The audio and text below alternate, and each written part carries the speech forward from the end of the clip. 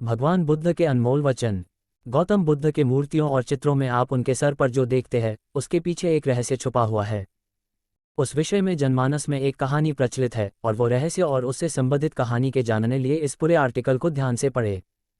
ये तो आप सभी जानते ही है, बौद्ध धर्म विश्व का जाना माना धर्म है और आज के समय में बौद्ध धर्म के दुनिया में करोड़ों अनुयायी मौजूद है।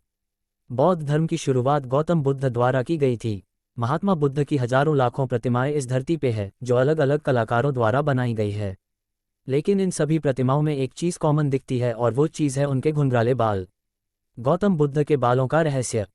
गौतम बुद्ध की हर प्रतिमा में आपको घुंघराले बाल ही दिखेंगे, लेकिन एक कहानी के अनुसार इनकी सच्चाई कुछ और ही है जो जान के आप हैरान रह जाओगे।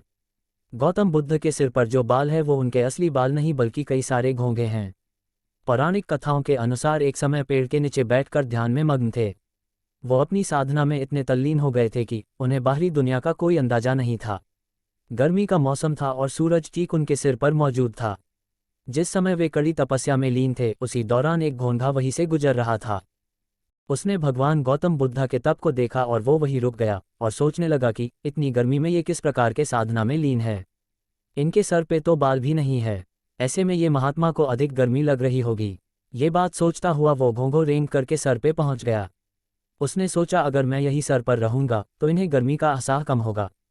दरअसल घोंघे का शरीर थोड़ा लचीला और नमी वाला होता है और उसे पकड़ने से ठंडक का एहसास भी होता है। एक घोंघे को देखकर और भी कई सारे घोंघे गौतम बुद्ध के सिर पर चढ़ गए।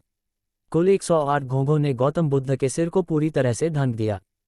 भगवान गौतम बुद्ध के आत्मज्ञान की प्राप्ति में उन 108 घोंघों का भी योगदान माना जाता है, जिन्होंने अपने प्राण देकर उन्हें गर्मी से बचाने में मदद की थी।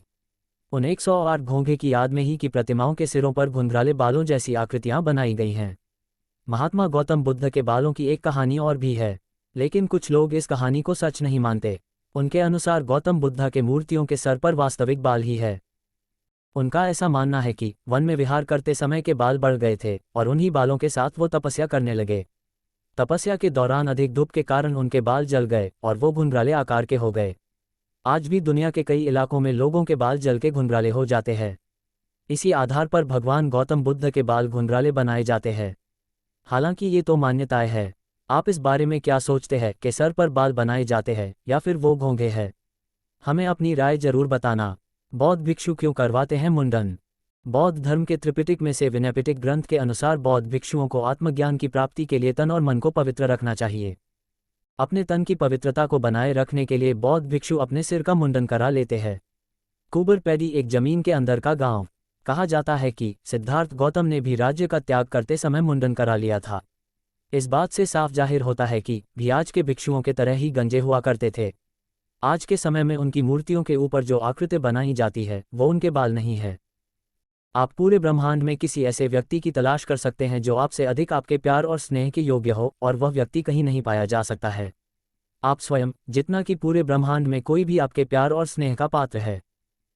अच्छे स्वास्थ्य का आनंद लेने के लिए, अपने परिवार में सच्ची खुशी लाने के लिए, सभी के लिए शांति लाने के लिए सबसे पहले व्यक्ति को अपने मन को अनुशासित और नियंत्रित करना चाहिए। यदि कोई व्यक्ति अपने मन को नियंत्रित कर सकता है तो वह आत्मज्ञान का मार्ग खोज सकता है और सभी ज्ञान और गुण स्वाभाविक रूप से उसके पास आ जाएंगे।